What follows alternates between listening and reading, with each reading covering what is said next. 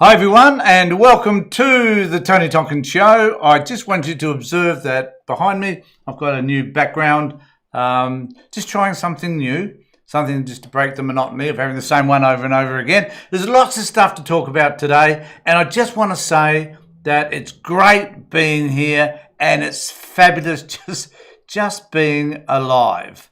And I'm going to talk about why that's important in just a moment. But we've got lots to talk about in terms of politics, in terms of what's happening in the United States, the Epstein files. We're going to look at that if we've got time. But remember, above everything else, this is an opportunity for you to have a conversation with me. And also remember to subscribe to the channel, ring the bell for further notifications. Let me know what you're thinking about some of the things that we'll be talking about today, and have a conversation amongst yourselves. Fancy Tony, thanks very much for the background. Yeah, I got bored with the last one, so I thought I'd just try something a little bit different. So on Monday, I had to have a procedure. Let's put it that way. And I'm going to talk about this because this was important to me on a couple of efforts, and this is about disclosing something that I probably wouldn't normally talk about. But I feel like I can at least, talk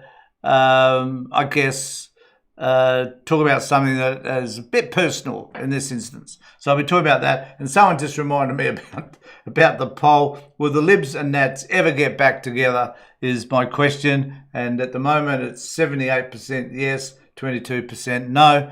I'm ambivalent. I don't know. I don't even know if I care, to be honest, but I thought I'd put that up there, just see what the majority thinks. So please respond to the poll as well, and at the end of the session, I'll have a conversation with you about it and so forth. But I want to talk about what happened to me on Monday. So this is personal. I had a heart condition which meant that my heart wasn't regular, that it was beating all over the place apparently, and getting the wrong signals, I guess. And I had to go in and have this procedure done whereby they reset my heart. So it isn't that dramatic. It isn't like I was likely to die from any of this, but it does help to improve your longevity, I think. So there's two things I came to realise, which I'm going to disclose with you now, and that is that life is good and that we should celebrate in whichever way we can. And I celebrate it a great deal by doing these podcasts and having conversations with you. This is really important to me. I feel emotional about this as a social worker, as someone who's been fighting for equity and fairness in our community for a long, long time, that this is important work for me to do in my retirement. And I came to realise after I'd had this procedure that I am grateful, really grateful for just being here, for being able to do this, to invest my time, effort, and my money, which I've done by, you wouldn't believe. I think I worked out once that the amount of equipment I've got here and the software I've spent about $10,000 on all of this stuff to make it as best as I can. I spent a lot of time doing it. I've never made up that money through YouTube, probably never will. And to me, that's okay. I simply do this because I believe in what I'm doing. And I really appreciate and love your responses to what I am doing. Now, some of the videos I put out, I look at them and think, well, that wasn't all that crash hot. And I put it out anyway, and I get fabulous responses from even what I think are my worst possible videos. And so I appreciate all of that. So thank you very much. The other thing I wanted to talk about, which came out of this as well, was that the doctor that was racing around in the clinic with us yesterday was an Iranian doctor. Lovely bloke, funny as a fit. It was his first day on job in that particular clinic, in that hospital, in fact. And he was as humorous as hell. And he sort of was ridiculing himself and putting himself down and just enjoying the conversation with the rest of us. A fabulous bloke. The anaesthetist was, I think, of an Indian or Pakistan background. And when I looked at the nursing staff around me, they were from a range of nations. There's one woman who had was Asian descent of some sort. So I wanted to make the point, and I say this all the time because I did a video earlier today. Where a One Nation secretary in Victoria, she put out a post, which was about can you spot the Westerner in Melbourne, and she did this video of all these people, and what I came to this understanding a long time ago, so it's not new to me, and that is that when you go to a hospital, have a look around. There are lots of people there who don't look Western, but are as Australian as you and I and any of us for that matter. That we have to at some point stop, because this other video, this woman from Victoria, this One Nations person, was really trying to highlight the difference between colour and cultural background. And I find it, I don't know about you, but I find it offensive to think that we're looking at a person and we're not saying this person comes from a different country, or we're not thinking to ourselves, this person has probably been in Australia as long as what we have, that this person is contributing something to our economy, to us and to our culture, which we would not have they or the descendants not come here. I can remember years ago, this is like 50 years ago now, I was having my wife and I were having, no, so it must have been about 30 odd years ago, we're having some friends over for dinner, and one of the friends, which is a guy who did a social work degree with me, his wife is of Chinese descent, and she's a doctor, and I had this other friend of mine who came from a very wealthy family, winemaking family here in Adelaide, extremely wealthy, and she was having a conversation with my social work friend's wife, and she said to her, and I remember quite clearly, she said, "Where are you from?" And she said, "Adelaide." She said, No, where are you really from?" And this woman responded, "I'm from Adelaide." And it was like this woman could not accept, and I think this is the problem, and this has stuck with me for years, is that for some reason, this person could not accept that this woman who looked Asian, who was a medical practitioner, was born in Australia. She was Australian as this woman was asking the question. So this keeps recurring over and over again. And what we see with One Nation and this move to the right is this notion, which came out in this video, which I put up earlier today, which was really about, let's look around and let's define people on the colour of their skin, where we think they came from, whether they are Muslim or Buddhist or something else. Let's just define them based on our pathetic framework and filter that we're using to identify who we think these people are. And the irony of all of this was that the woman asking these questions in this video, this One Nation character, she herself had only been in Australia for 10 years, and she was Italian. And it reminded me how many years ago we used to, as kids, we were seriously, and I'm embarrassed by it in a way. Well, I am embarrassed by it. Was that we used to identify people based on the colour of the skin, other kids, often based on the colour of the skin. Now, the question I'd be asking is, where did that stuff come from after we were only kids? But some of that stuff is filtered down via our parents. Maybe not terribly overtly, but it's probably more covert. Some of the things that they say would indicate to us that we need to differentiate between us and them for whatever reason. And the time has come, in my view, that it's about time we broke with that version of who we think we should, or how we think we should identify ourselves in relationship to others.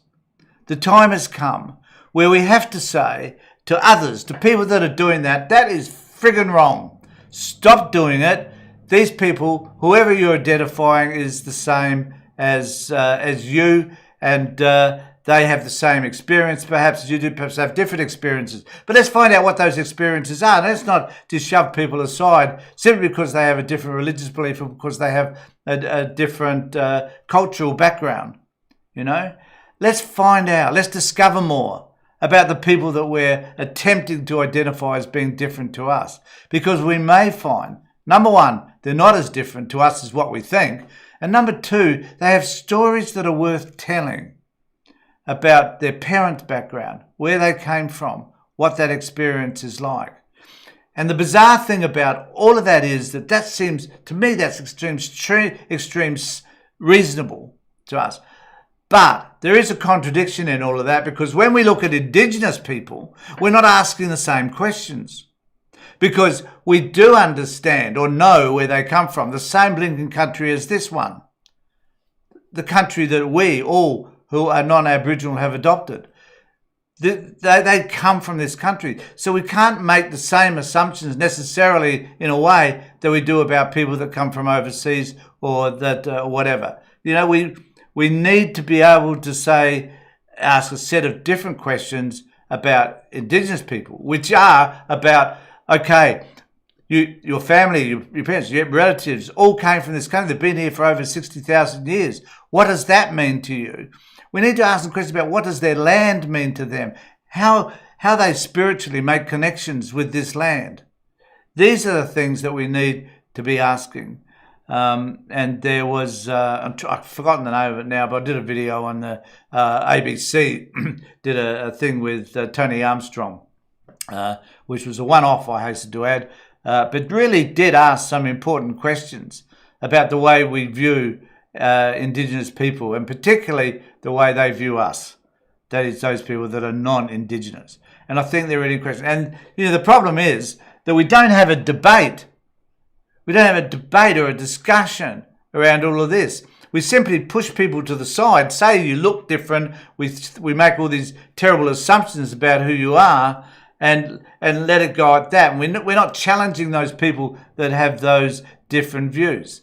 And that is why I think it's really important to confront One Nation and start asking the questions of them as to why do you hold the views that you do around immigrants? Why is it that Pauline Hanson, over 30 years ago, decided that people that came from Asia should not be allowed to enter Australia, that we would be overrun by Asian people? And this notion about being overrun by this replacement theory shit is really important for us to try and get our teeth into and try and understand how important that has been in moulding a toxic, unhelpful environment. Because, as I said in a previous post, and as I experienced yesterday in hospital, we just need to look around us, as we did when I went to the beach a few weeks ago with my wife and my son and daughter-in-law and their child. When we looked around that beach, this is who Australia is. What is your problem that you cannot accept this is Australia? What gets in the way? What filters these other versions of who these people are? Where do those notions come from? Because my fear is that from now on until the next election and whatever, One Nation, the right wing in politics, and particularly also, I must not forget, the Liberal Party and the Nationals, as they move further to the right, they're going to be propagating these notions and these ideas about separation in terms of how we view other people. This is who they are, this is what they plan to do, and this is what they're going to do to all of us. So how is that for a 15-minute rant? Sorry about that, folks. I must get to... someone says here, I lived my life in Davern Park, South Australia. All right. Can I just put this one up? Because I lived my life in Davern Park. Now, Davern Park from where I live is about 7 kilometres away. it takes me 5 minutes to get there. So that's how close we are. I got treated poorly enough, and I'm white.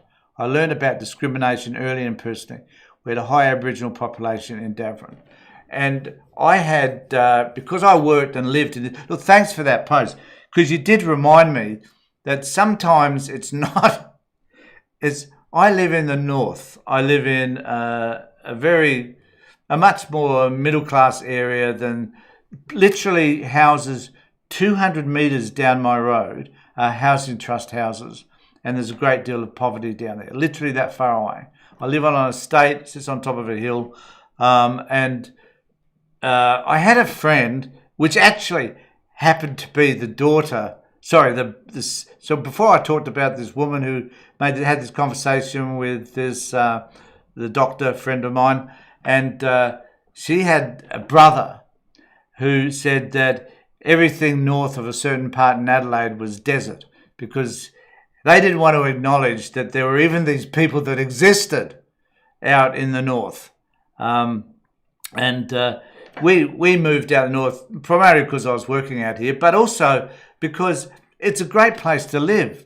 And you know, you walk. I always used to say you can walk down to our local shopping centre down here, and it doesn't matter doesn't matter what clothing you wear, you're accepted, because there's not this sense of superiority or affluence, which I love. It's a great idea. We went to my wife and I last week dropped in at, we were up in the Adelaide Hills, and we came back through Burnside, which is a posh area, and we looked at it. We stopped at a shopping centre there. Now, there are shops in this shopping centre that we do not have in our area, I can assure you, and people dressed up. The interesting thing about the people dressing up, though, as you looked around, there was no difference ethnically between those people in that posh shopping centre, except they were wealthier than the range of people that I'll see in my local shopping centre, right? So this ethnicity thing crosses all boundaries. There are wealthy, there are poor, there are whatever. In whites, there are wealthy and there are poor. So it just fascinates me how we divide these groups up. And thanks for that note there about Davern Park. I'd forgotten about that, but it's one worth noting. Okay. Someone says here, does blaming immigrants solve anything? So I'll just put this one up here too. So I'll try and keep a track of as many of these as I can. Energy and housing is expensive and demand is increasing. Does blaming immigrants solve anything? No, well, it doesn't. There's a couple of issues around that, and thanks for raising it. Number one issue is that at worst, immigration is responsible for 4% of the housing, right? The point is that as my generation, the boomers, as we cast off our mortal coils, that gap is going to need to be filled, which will mean that people like me will have housing that we'll leave to others or that we will sell as we downsize. It also means that the jobs that we've held in the past, well, we no longer have those jobs. So the question is, who will? And sometimes we need people from overseas to fill those particular jobs. So it is important to keep it flat. We have to keep building our migration rate, because the people that are dying, we were the largest portion of people ever born, and we are the ones that are dying off. As I said earlier, glad it's not happening to me right now. But I am glad that I'm here to talk to you about it. So, it doesn't contribute all that much, immigration. And also we need them to build all those houses, all those people to build those houses. And we need those people, as I just experienced on Monday, we need them in hospitals to do the work they do, whether it be a doctor or a surgeon or an anaesthetist or whether it be a nurse. Those people are incredibly valuable. And those people that I saw that time are not necessarily first time or just moved to Australia. Many of them are the kids of migrants as well. As was the case with Italians and Greeks and Croatians and all those other people that came from Western Europe all those years ago. And those those people, particularly the Greeks and Italians, they've built this country. They have. We used to have up until 1966 or whenever it was, a white Australia policy where we literally excluded people who were of a different colour. We did, unless you came from Britain, or unless you came from the United States or some white country, New Zealand, of which we seem to have plenty, then, you're okay. But if you came from a country in which you were a different colour, you weren't.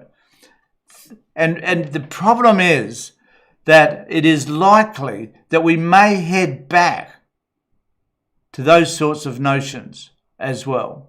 And it scares me. Someone says immigration creates work, hospitals, clinics, roads. Yep, it certainly does. So I'll just pop that up as well. No, it's not that one. Get rid of that. Bring that one up. Yep, they do. They do. And we need to celebrate because got to face the reality. If we were not an immigrant nation, what would we be? We would be down the gurgler. No disputing that. No doubt about it whatsoever. Okay, got to head to an article. So I'm going to talk some politics now, and I'm going to talk about the coalition. And this is really an interesting conversation to have, and I'd be really interested to know what most of you think about this, because the reality is that there's a vacant position for Middle Australia, which really sits obviously in the middle of our politics. And this is because people seem to believe that if you take an extreme populist view, that is a winning formula. We've seen this with Farage in the UK, we've seen it with PBF and others in Italy and in France and in Germany, where there's been all this shift right wing. And we have now the potential for that sort of influence to be impacting us here in Australia as well. And it's fraught with danger. And it's fraught with danger because it is not long lasting, it is racist in intent, and it doesn't necessarily mean that it's looking after the tea table issues such as inflation, food, housing, job security, and keeping wages down, or keeping wages up, I should say, or unemployment. The populist vote does not really care about the individual. What it does do is focus on the need to inflame hatred and resentment. And when you look now at everything that Pauline Hanson says and does, you will understand that this is what she's been about for 30 years. And the people that are being attracted to her party are those sort of people. You just need to look at, and at the moment, Alex Antic, Senator in Australia, has not necessarily joined One Nation, but it's on the card. But Cory Bernardi has. And Cory Bernardi is a disgrace, a shame, an embarrassment to all of us. And we must need to at least acknowledge, why are these people joining One Nation? And one of the reasons is that they're a failure. Cory has not been involved in politics for a number of years now. He was in the Liberal Party. He has moved on from there. He started his own party. He's a right-wing nationalist, replacement theory sort of dude who scares the shit out of me because he sits in the Trumpist version of radical right-wing thinking. And we need to stand up against dudes like him. And regretfully, people like this are going to win a seat in the upper house here in South Australia. But that's as far as you'll get. It is unlikely that they'll win seats in the lower house simply because our premier is just so popular here. So, but watch out, because sitting behind him and waiting in the wings is this dude. And we need to be mindful that this fella in particular is a QAnon theorist. He is extremely right-wing in every possible way. And it will be people like Antic and Bernardi who are going to decide how that party directs its focus in years to come, even though Bernardi is here in South Australia. But, you know, Mark Latham was one who wanted to, who's kind of like Bernardi and Antic in a way. And we may remember what happened to Mark Latham and One Nation. He fell out. There are allegations of inappropriate behaviour towards women. There's allegations of misogyny. There's a whole lot of things about him. And I wonder, I'm not suggesting these two guys are similar in that regard, but I am wondering about the degree to which people like this guy and this guy are necessarily going to influence the One Nation. And why is it that they have an appeal which would be attractive to Pauline Hanson? And, of course, following all of that is the major issue, which is whether Pauline Hanson is going to be able to stomach them. At the end of the day, are they going to be able to put forward their point of view, which may challenge Pauline to some extent, and Pauline to say, bugger off, I don't want anything to do with you again, and kick them out of the party? Because my prediction is that within the 2 years between now and the next election, there'll be people who'll be falling out with, who'll be arguing with, who will disagree with things that Pauline wants, because Pauline wants to be the leader forever. She is as Trumpist as they come. And this is the warning. The warning is that if we're not careful, we're going to wind up with this particular woman deciding what the right wing should look like. And unfortunately, the coalition or the no-alition or the, how can you describe them? The Liberals and the Nats will try and find a position within that vacuum in the middle that moves them further and further to the right to compete with, at the end of the day, One Nation. What a debacle that would be. It would be revolting. So I'm going to take you to this article here, which is the coalition is in tatters. The race is on to replace it in the centre. To the day that he died in 2015, Malcolm Fraser, this was after he was caught with his pants down in a hotel. But anyway, the day he died in 2015, Malcolm Fraser was working on a plan to start a new political party. Now others have taken up the cause. To the day he died, 2015, blah, blah, blah. The former Liberal Prime Minister had become convinced the party he once led no longer represented the Liberal tradition he believed in. For more than 4 years, he convened meetings, drafted statement of values and canvassed donors for what was to be called Renew Australia, a movement grounded in social justice, ethical politics, oh, there's an interesting idea, let's go for that, climate action, that was a good idea, and what he described as genuine liberal values. I think there'll be many in the Liberal Party today who would disagree with many of those ideas.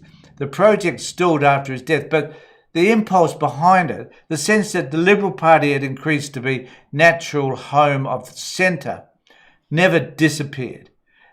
Now, nearly a decade later, that idea is resurfacing with a new urgency.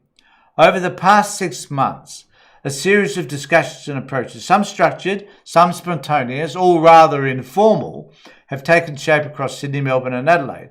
They involve former Liberal moderates, ex-coalition staffers, Till MPs, retired Labor figures, community-backed organisers and donors who once funded the Liberal Party's business wing. Now, I just want to bring this to our attention, is that while we're focusing on One Nation and their surge in the polls, it is noted now from the Sydney Morning Herald article that maybe there is a move. There is a move to a more central party than the one that is the Populist Party, which is actually One Nation. And that, to his credit, Malcolm Fraser came up with this idea some time ago. No one is claiming leadership. No manifesto has been launched. Those most closely involved do not want to be identified.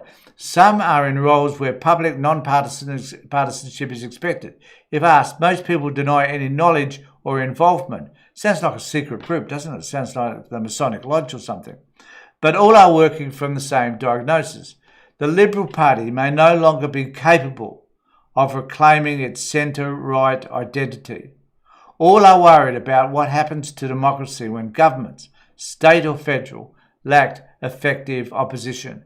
Now, to be fair, and to kind of pat myself on the back, I've been saying that for a long time, that as much as I disagree with many of the policies, if not all the policies of the coalition, I do accept that you need someone to stand up in Parliament and to present a different perspective.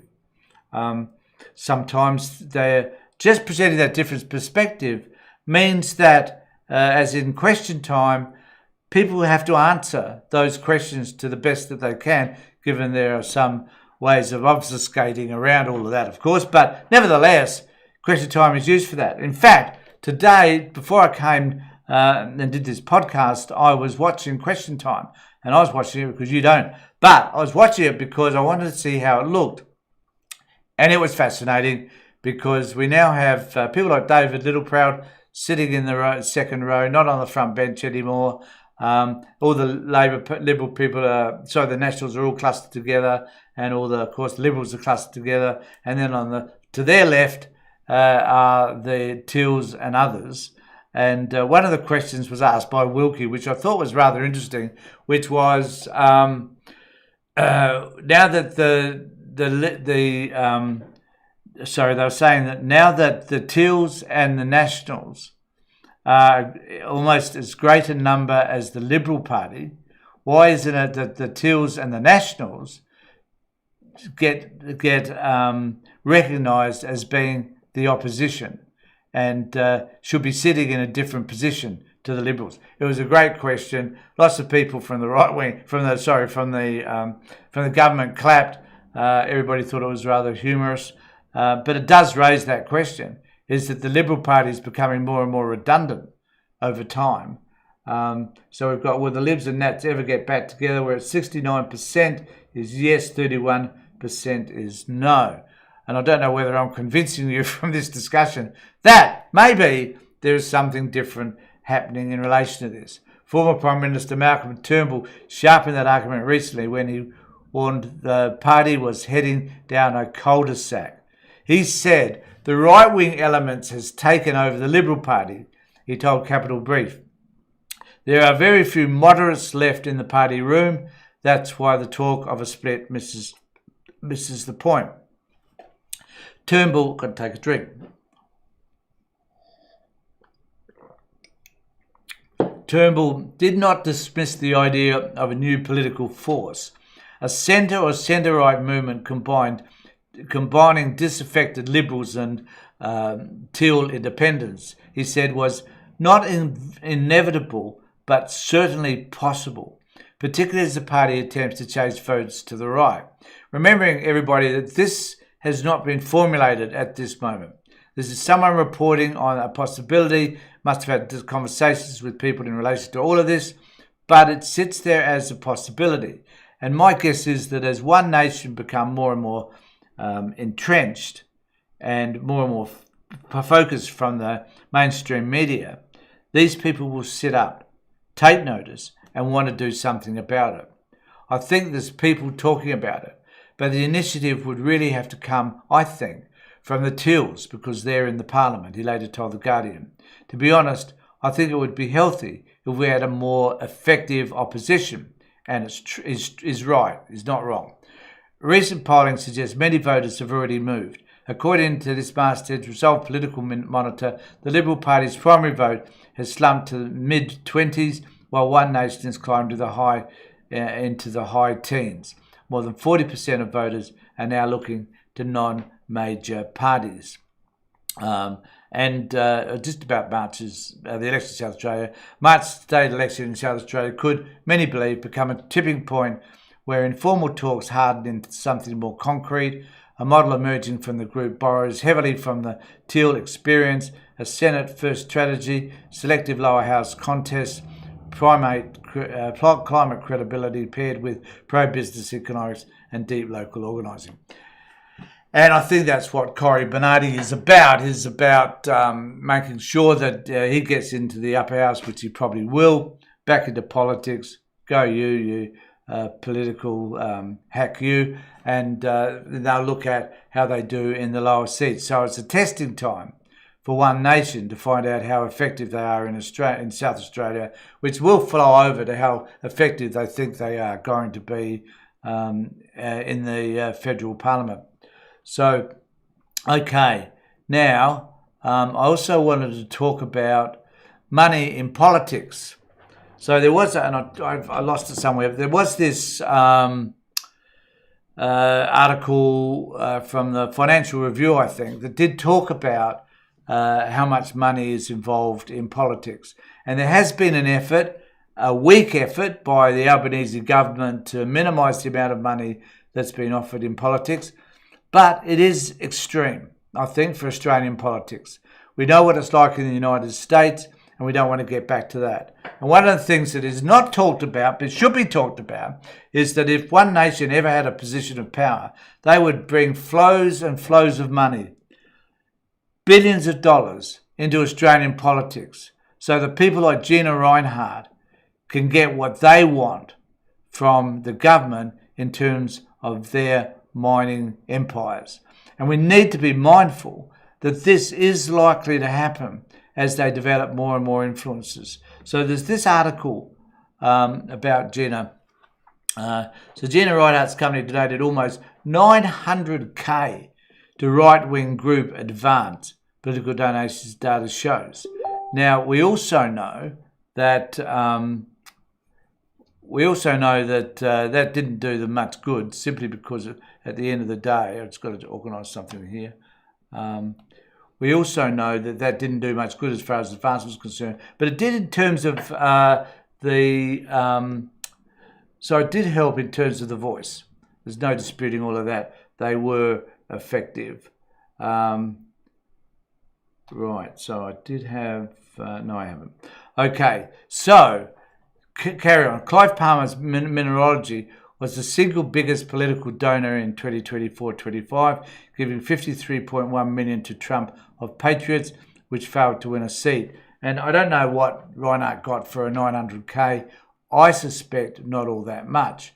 But we need to be mindful that this stuff is creeping more and more into Australian politics. More and more. It's going to become a bigger and bigger issue. And as the right populist groups take further and further power and have further and further influence, there'll be more of the Gina Rineharts in this world wanting to help her and help others, I should say, Pauline Hanson, and help other parties to get political strength and political power so that they can benefit from supplying millions and millions of dollars to these right-wing groups so that they could, and left-wing, because it's not excluding the Labor Party and anybody on the left. I want to add that. So Gina Rinehart's Hancock Prospect donated almost $900,000 to the right-wing political campaign outfit Advance last financial year. Clive Palmer was the country's largest single donor, giving his own trumpet of patriots just over $53 million. That was a wasted $53 million, I must confess. New political donations data released by the Australian Electoral Commission on Monday showed Hancock Prospecting made two donations, 2024-25, to Advance, worth the combining $895,000. The company donated another $105,000 to the Liberals' Victorian division, while S. Kidman and Co., they're the pastoralists, the Reinhardt-owned beef producer, donated $99,000 to the West Australian Liberal division. The data showed... So the question, I guess, the question all of us need to be asking is, why do people donate? What is in it for them? Well, my guess is, tell me if I'm wrong, but it could be about power and influence. It could be about sort of greasing the hands of politicians so that they will make laws that will impact these organisations, or they will not change laws which benefit these organisations.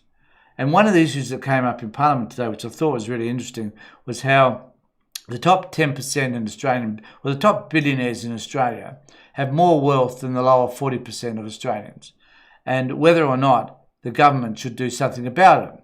And this came from the tills. All the good questions I hasten to add always come from the tills.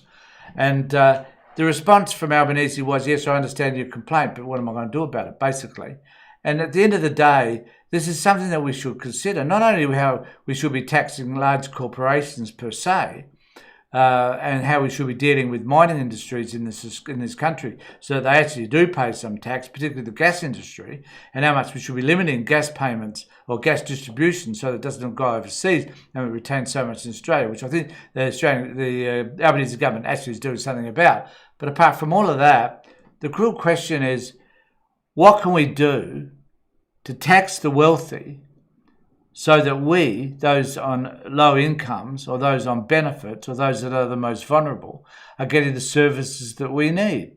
Because in a way, the wealthy, who are quite happy to put their money away, reinvest it back in their own organisations and companies, or just to keep it in the bank and in shares and stock, those people are not interested at all. They're not Twiggy Forrests, who at least, regardless of his amount of wealth, does tend to want to contribute more back to society. I think there's views out as to how effective he is, but nevertheless, he's not a climate denier, so that's an advantage. But, there are certain people in this country who do not pay as much tax as a secretary or a nurse would because they find loopholes to get around all that. And it's shameful. And those people should be called out and they should pay their fair share of tax. If they did, this country could be far wealthier. You and I could benefit from all of those things that they would be able to pay for if the government just did the right thing. But the government doesn't because of this very problem that I'm outlining. Because there are too many of these wealthy people who provide additional funds to particularly in this case, the Liberal and National Party. And now I can guarantee they will be providing money for One Nation because it's their agenda that's important. And, you've got to think about this. If One Nation accepted, say, I don't know, $1 million from Reinhardt, what is Reinhardt expected to get out of the One Nation for that?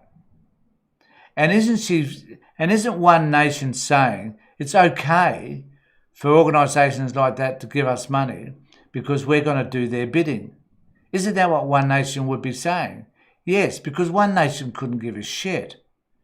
Because One Nation really don't give a rat's ass about you or me. They don't. It's a con. And we're seeing that con as is the Trump administration. Trumpism is a con. We're now seeing the expressions of that con through what I think will be the pitfall that is One Nation. And there will be plenty of people who will be conned by that. It is interesting in the data, and this is no reflection on men. Well, I've got to be careful now. Maybe it is. Gen X men are the ones more likely now to vote for One Nation. And out of that cohort, not only are they male, they're also uneducated. So people who and I feel terrible saying this, but people who don't think critically about what's happening politically are likely to be the ones who are conned by One Nation and the likes of Gina Rinehart. And we need to be mindful that that is really where this is coming from, because they clearly, most of those people voted for the coalition anyway. So, but nevertheless, they're not viewing what One Nation are attempting to do. They don't see any alarm bells in that. They just see that they're, and this is the key issue here. Kos Kamaris said recently, is the pollist, he said recently that really this is about a disaffection with the major parties. And maybe that's why this formation of a new Conservative or Liberal party that I talked about earlier seems to be on the cards. Because the reality is that that's what people are looking for, because they're not looking for the major parties anymore. Now, even if an election was held today, apparently the Labor Party would win 77 seats. So they'd lose about 14 or so seats. Now, that is not a disaster. It is for those people that had those seats, but it means they'd still be in government. But the important thing to remember here is that the Senate will probably be dominated with current electoral indicators, probably be governed primarily by the right wing. And it's through the Senate that we'll find that it would be impossible to negotiate with them about policies that are about implementing changes in our community that benefit you and I. So, for example,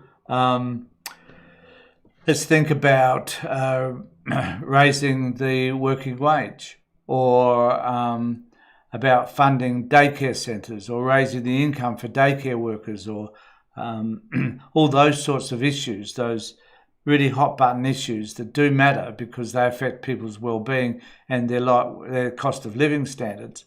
Let's think about all of that and have it demoralised, defeated by one nation in the Senate. It would be a disaster politically, and it would be a disaster for our population. So even though you disagree maybe with the two-party preferred system, maybe so, you may even disagree with preferential voting or compulsory voting, whatever that is, none of that's going to change. But the reality is that at the end of the day, you're going to find that the Senate will be governed by a bunch of right-wing crazy people who will not allow anything to go through simply because they want to be disruptive. And that is not the way to run a government. That is turning us into something that resembles the Congress in the United States. And I believe that needs to be avoided. It would be an absolute disaster. It goes on to show, just to finish off this post, it showed the Liberal and National parties in total spent nearly $215 million before the election, well ahead of Labor's $160 million. We must think about the fact that what was the benefit in that, given the Labor Party won handsomely. Despite the smaller spend, Labor roundly defeated the former coalition, led by the then opposition leader. Absolutely true. So, want to know what you think about all of that? There's lots of comments here. I really do appreciate them. The poll is that will the Libs and Nats ever get back together? 65% yes, 35% no. So the majority of you seem to think that they will. Citizens Party are good. They like the Hamiltonian model if it fits with China. I'm not too sure, Italo, what you mean by that. I'm not informed. So we don't need daycare so mothers can stay at home and raise their children. Of course we don't need daycare. So professional, and it's always women. I like that. I'll put that up. So we don't need daycare so mothers can stay. And I like the way that it's mothers that stay home. She didn't say fathers can stay home and look after their children. So, you get a lot of households these days where the mother has got the professional position. She might be a lawyer or a doctor or whatever, and the husband often might be a tradie, right? Probably earn similar incomes, but the reality is that it's the woman that must give up her profession to be able to stay at home. I don't see how that's actually fair nor equitable. I'm not suggesting that's what you're saying or implying, but we need to be wary of that.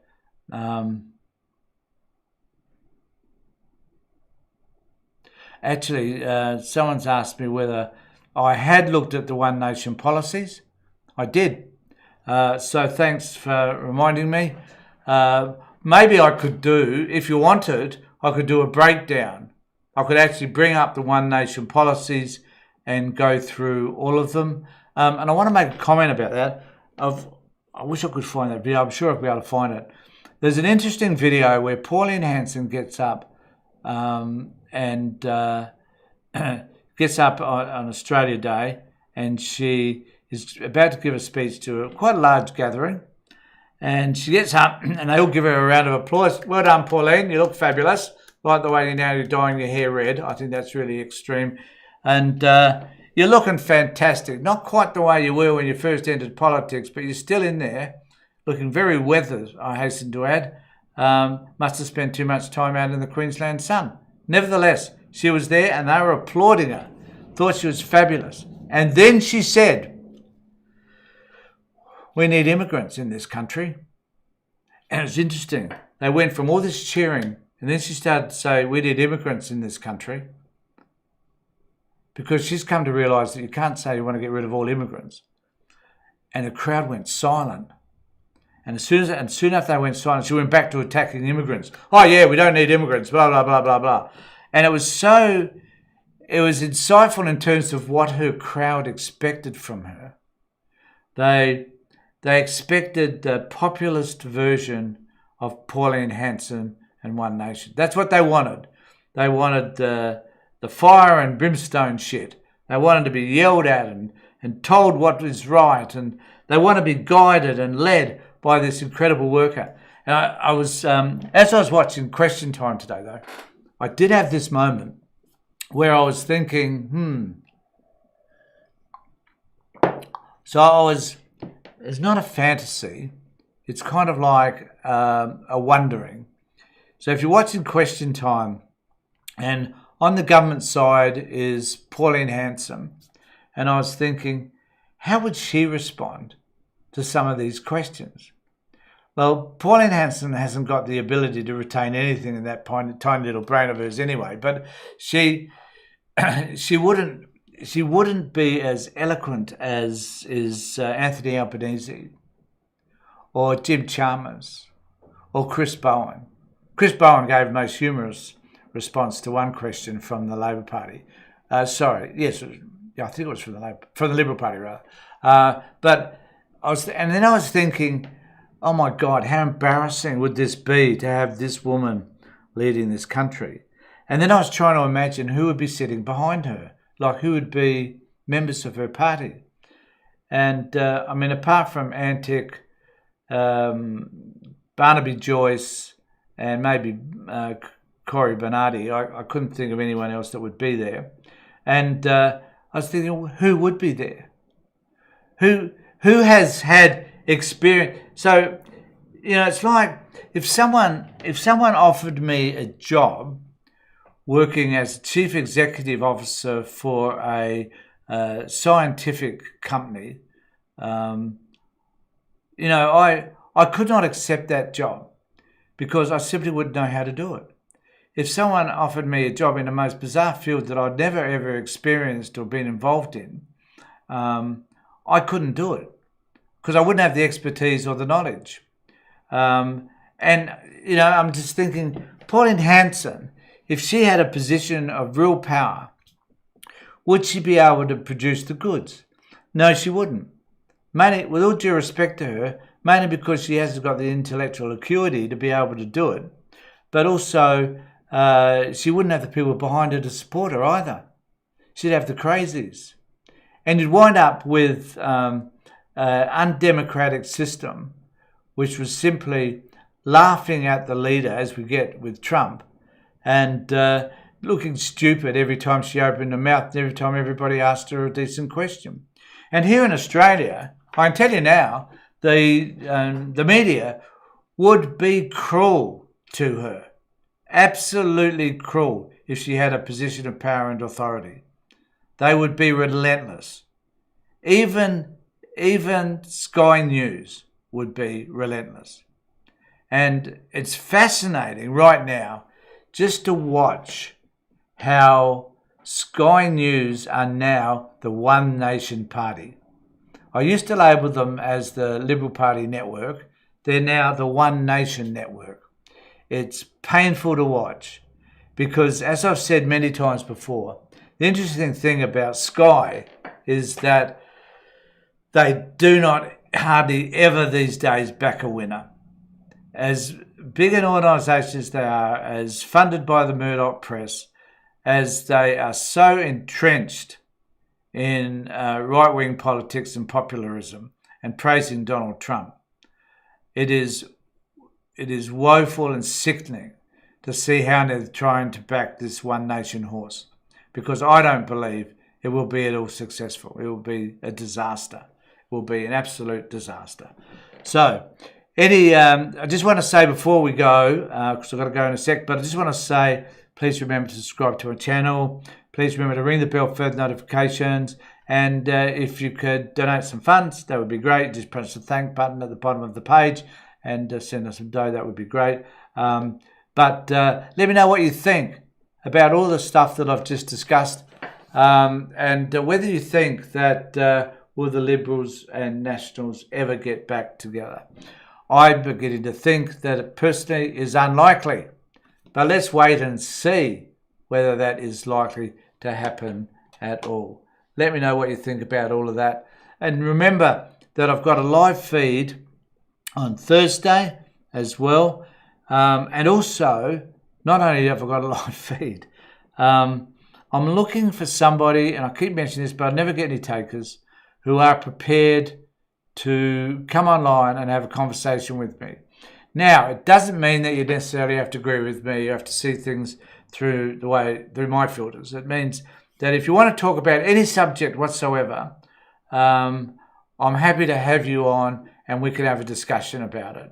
It may not be the whole show, it might be some of the show, but I'd be most interested to know whether you would. All I'm saying is that I'm opening up the opportunity for anyone that comes online to let me know. You can let me know in the comments section whether you'd like to do that, and I'll pick that up later. But let me know whether you'd like to come online. But if you do that, you will have to leave me. No, I'll send you a response with my email address so that you can contact me. But I'd love to be able to do that, because my view is that we need to have as many conversations as we can about all of this. There are many people that disagree with me. And I'm saying to you, if you disagree with me, apart from putting an anonymous comment down the bottom and just not really knowing who you are, if you've got any guts at all, you'll come online and have a discussion with me and let me question you about why it is you believe what you believe. I think that's reasonable and it's fair. There are many other things I want to talk about today, but I've now run out of time. So let me know what you think. If there's anything in particular what you would like to talk about in the future, also let me know, and I'll try to cover those costs as well. Oh, homemade, $10. Thank you very much. Maybe I should have mentioned it earlier. I really do appreciate that. Super Dog shaking his hips, saying thank you. Thank you very much. I can't tell you how much I appreciate it. It just is lovely to experience. So thanks very much. And I just want to say to everybody, take care. Remember what I said at the beginning, that this is about celebrating life, particularly when you've been brushed with the other possibility. It's a wonderful experience to have. And we all need to share it and cherish it, no matter how old you are, no matter what your experiences are. It's a good place to be. And we need to be doing what we can in order, I think, in my view, to make a difference. Thanks, everybody. I really do appreciate you. Take care.